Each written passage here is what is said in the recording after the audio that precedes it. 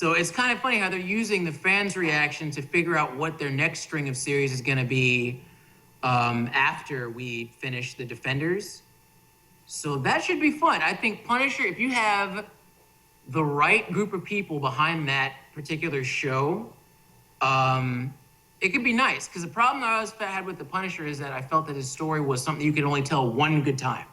The one with Thomas Jane I thought was friggin' boss. And then after that, it's like he gets his revenge and then he goes off and he becomes a vigilante. I'm just like, that's great. But after that, then what do you really have to do with the Punisher? Is he just going to be angry? And then they try to do the sequel with the other fellow whose name I can't remember, but he's a good actor. I like him. Ray Stevenson, who guy in Thor.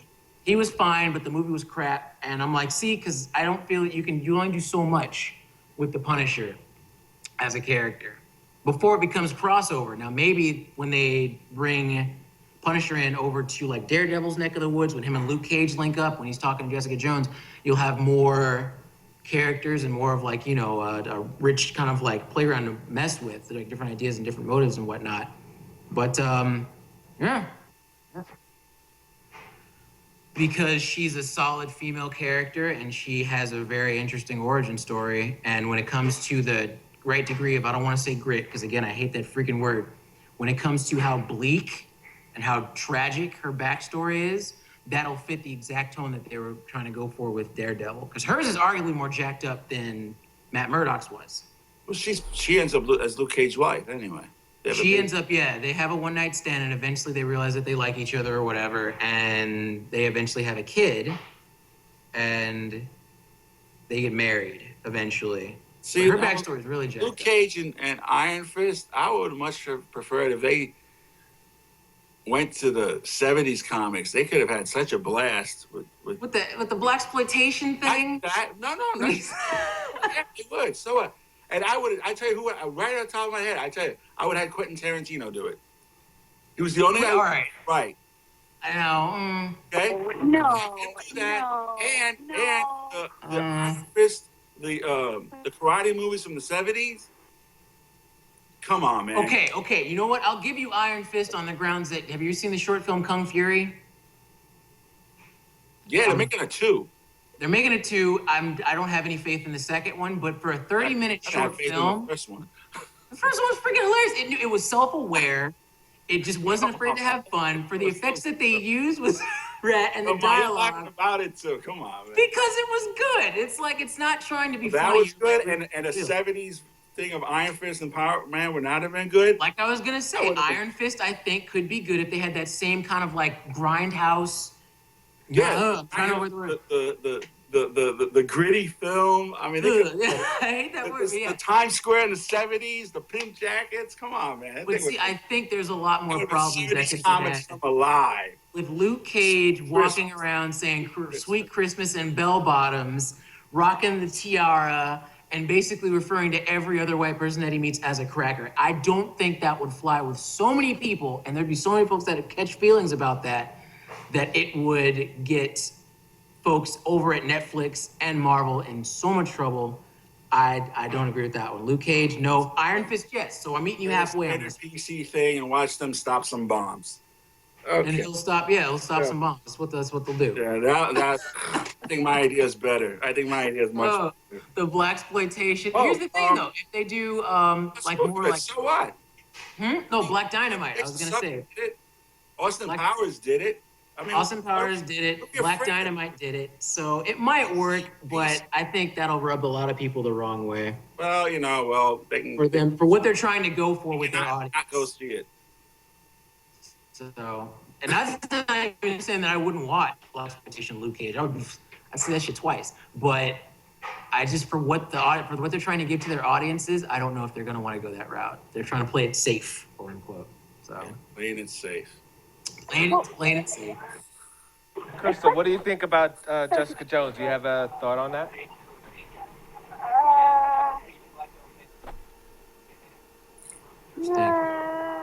I'm waiting. I think that's just my comment. I'm waiting. I I like what's going on so far, and I guess back comment to what you guys are saying, how everything is the word Drew doesn't like gritty and stuff like that, and people want to play it safe, and that's the problem with a lot of like comic shows that are out now is they play it safe, they do the whole dark thing, and then the ones that are trying to do the more lighthearted, the fun, the stuff that we like are getting bad criticism, like what we were talking about another time about Teen Titans Go, how people are petitioning for that to be taken off the air. Like, are you kidding? Oh God, and yeah. taking a lighthearted route or whatever. So you know what I mean? What I'm saying. So if we try to go what you guys were just talking about, go around that playful side, I guess is a nice term. If yeah, we do that, you it's just people are gonna they're gonna be like, oh, but this is just no, it's not gonna work, and people aren't ready for that. When I think in reality we really are. I'm tired of seeing apocalypse this, end of the world this. You know what I mean? Bomb going off that, yeah. Yeah, thank you. So I'm looking for something to be interesting, intriguing, different, and exactly what Dean was saying. You know, like give me the bell bottoms. I'm freaking ready for it. It's not like it didn't happen. Jesus Christ. And let me. PC means pansy. Never mind, I ain't gonna say it. Jeez, going there. No, and here's the thing. Let me just once again say this. It's not that I wouldn't want to see it. It's just that I know what they're trying to do, and they're not. Exactly. No, and I agree. It's not that I'm against it. Another bomb blew up. Another bomb is going off this week. This bomb is going off again. Yeah. It's worse than Dragon Ball. It's worse than Dragon Ball Z. This week, Goku's gonna have launched someone through how many worlds, universes? Like, I'm just like, I'm over it. Give me something fresh, something new. I'm like, I'm craving for it. And that's what this whole new Batman's coming out and Suicide Squad. I'm like, it's all the same stuff. Well, Suicide Squad, I think, could be pretty slick because it's basically the, God, whenever I need a movie reference, I'm just going to go to Dean. What's the name of that movie, Dean, where the guys, they're the military prisoners and they let them out for one mission, and if they do that mission, they'll be free? What movie is that? You mean the Dirty Dozen? Dirty Dozen. That's the one. That's that with the superheroes. No, but that's the basis of it, though. Yeah, that's what it is. They got that idea from there. Definitely. Yeah, you take a group of convicts and then you basically... And a much better cast, let me tell you. All right, I guess. Much better cast. Come on, Dirty Dozen, Charles Bronson, I think a bunch of Intelligence of Ours. Yeah, Charles James Bronson, Brown, Mr. come on. No, that Suicide Squad does not compare. No. Well, don't look at the actors of the Suicide Squad. Don't look at the actors. Look at the characters of the Suicide Squad. I think the characters of the Suicide Squad are way more I think a bunch of dudes. Intriguing. The difference with the actors, yeah, I see where you're coming from, Dean. But character-wise, come on. A bunch of dudes in a that reminds me, I wanted to tell you, Krystel. Same thing, but you're a big Harley Quinn fan, right? Yes, of course. They the Batman '66 comic. Mm-hmm. They retconned it. They put her in it. Oh, of course they did. So now Harley Quinn is part of the Batman '66 canon. This is the one that's based off the Adam West series, right? Yeah. Okay. That's the hot comic to get this week. If you haven't gotten it already, that's the one to buy. And, is it good? I'm looking for a new Batman comic to start. Yeah, no, it's really good. It's one of the rare good things that DC's pumping out right now. Dude, no, all of Batman is good. I don't know what you're talking about. Batman is awesome. The new 52 Batman is amazing. Just, you haven't... Yeah, but it's losing in sales. I mean, it lost to Howard the Duck. Howard the Duck outsold Batman. Howard the Duck outsold Batman for a week because of Guardians of the Galaxy, dude. I am not kidding. And that'll in 3 months, when Batman is still kicking ass and nobody remembers who Howard the Duck is, then we'll have this conversation again. Yeah, well, we'll go back to what things are. What happens? That's a Flash Pan comic. See what happens. All right. Who else? The other hot ones, of course, are still Star Wars and Marvel's Civil War kicked up again. So those are the ones if you want to know what's the hot ones, those are the hot ones. Star Wars is cool. I'm not happy about another Civil War thing going on.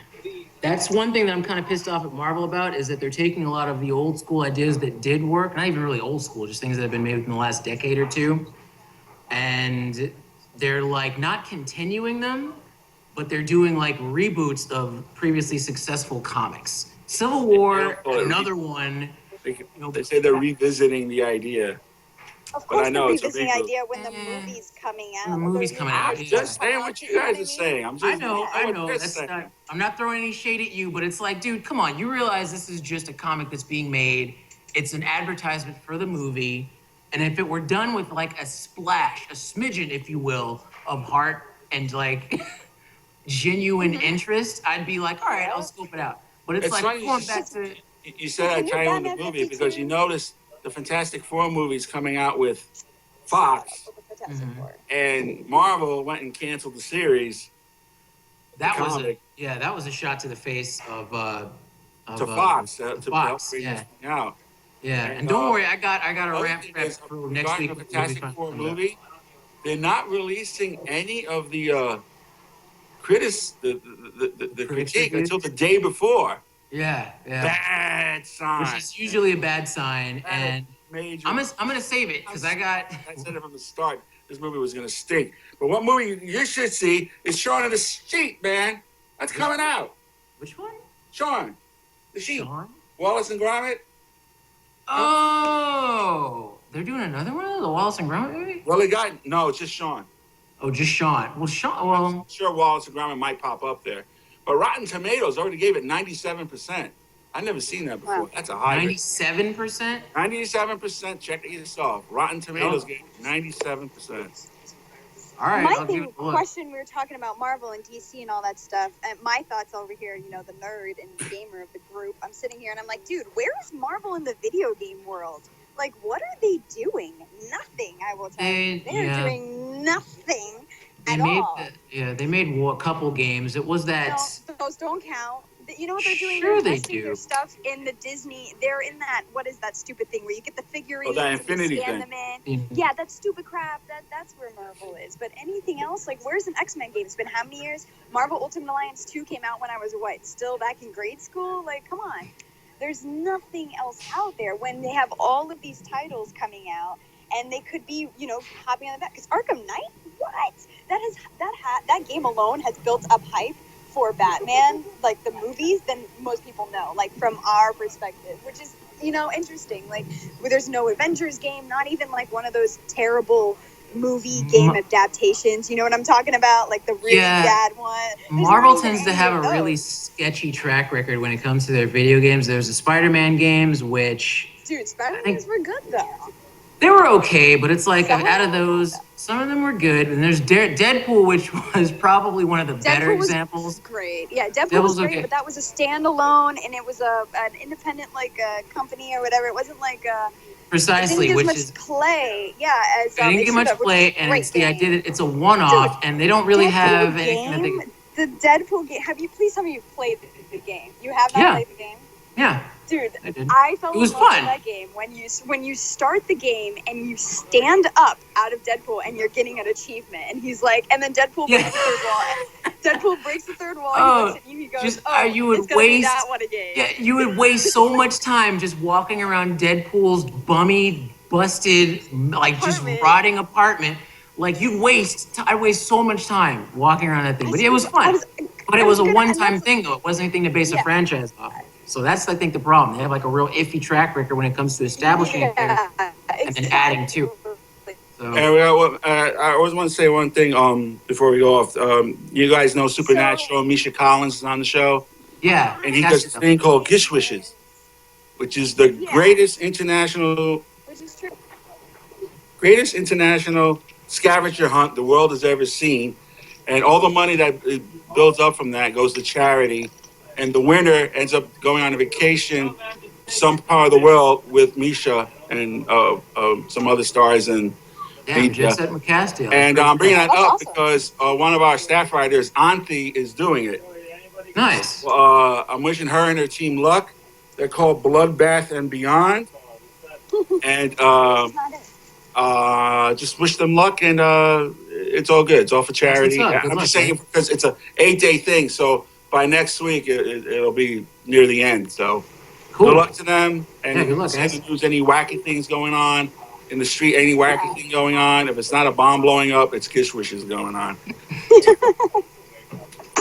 That's awesome, though.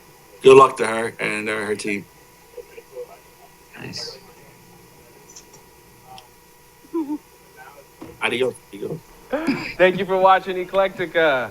We have Constantine, we have Drew, and we have Black Krystel on location. She cannot wave, but you see her picture. And this is 7. Have a good night. We'll see you next week live. Late. See, you get her mouth to move in the picture. Just